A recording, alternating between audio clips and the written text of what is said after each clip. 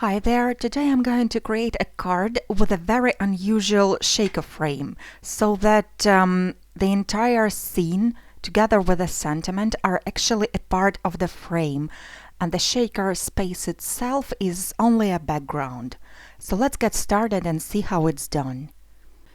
To get started, I will need a pale blue card base, which is the standard size 4¼ by 5½, and I will also need the panel of the same size cut out of white cardstock. I have actually used a die to create this panel, but you can use a paper trimmer as well. The next step is stamping a sentiment. I'm going to use a phrase from Fairy Greetings stamp set by Poppy Stamps, and I'm going to stamp it in Memento ink. The color is Summer Sky. To create my scene, I'll be using a mini die set that is called Hot Air Balloons, also by Poppy Stamps. I'm using a centering ruler to position the larger balloons right in the center, above the sentiment. Then I'm going to send the panel through the die cut machine, and I'm going to keep all the negative die cuts. You can find a list of the supplies that I'm using on my blog as well as in the description.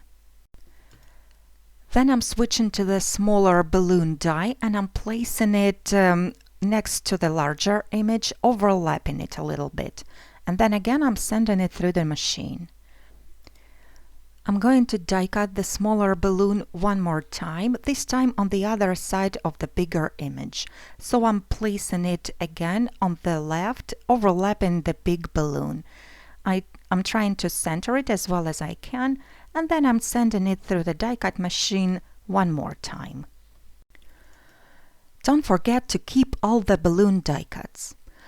Then with a pencil and a ruler, I'm going to draw the two lines parallel to the edges at 3/8 of an inch from the edge.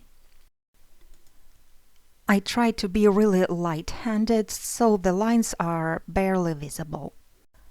This border die is from Stitched Cloudline's die set by Poppy Stamps. I'm placing it at the top of my card and I'm marking the place where it overlaps the vertical drawn lines.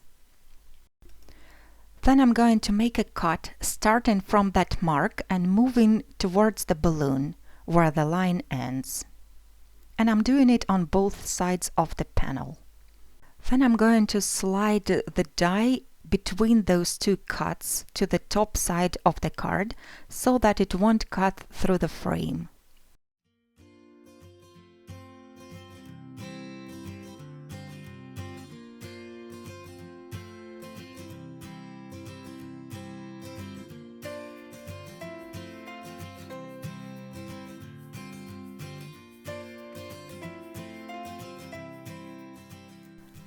After I have it die cut, I'm going to erase all the pencil marks.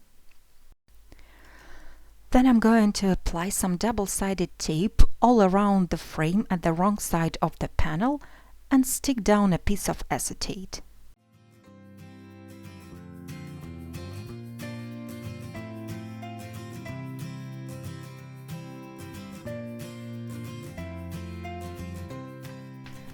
Before I add the balloon die cuts back to the card, I'm going to color them using the good old distress inks. For the largest balloon, I'm using squeezed lemonade and I'm going all around the edges very lightly, leaving the center white. For the smaller balloons, I'm going to use tumbled glass distress ink.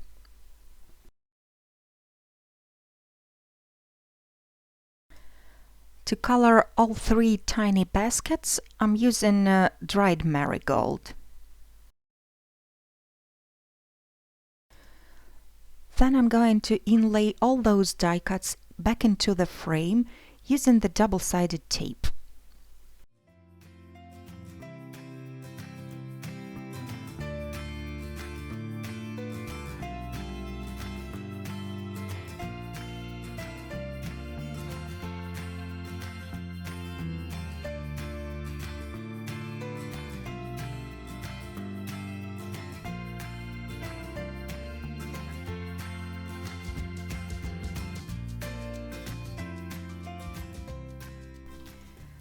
I'm applying some mounting tape all around the frame, just as we normally do for shaker cards.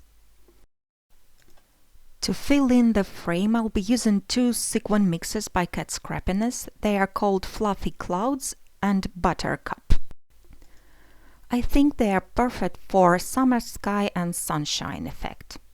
I always like putting a bit more sequins into my shaker cards because I care more for texture and color than for the movement. I'm peeling off the liner very carefully, trying not to move the sequins too much. And then I'm going to cover up this shaker window with my card base. I'm trying to align the corners and the edges really well, and then I'm pressing it down to stick. The card is nearly finished now. All it's left to do is to add some finishing touches. This die is called Little Heart Banner. I've colored the die cut with dried marigold. I'm lifting up the balloon die cut slightly with a spatula, and then I'm tucking the ends of the banner behind it. I could have attached the banner before I stuck down the balloon, of course, but I just didn't think of it at that moment. I'm applying tiny dots of glue behind each heart, and then I'm pressing down the die cut to stick. The last finishing touch is adhering some sequins from the same mixes that I used to fill in the shaker element. And that finishes my project for today.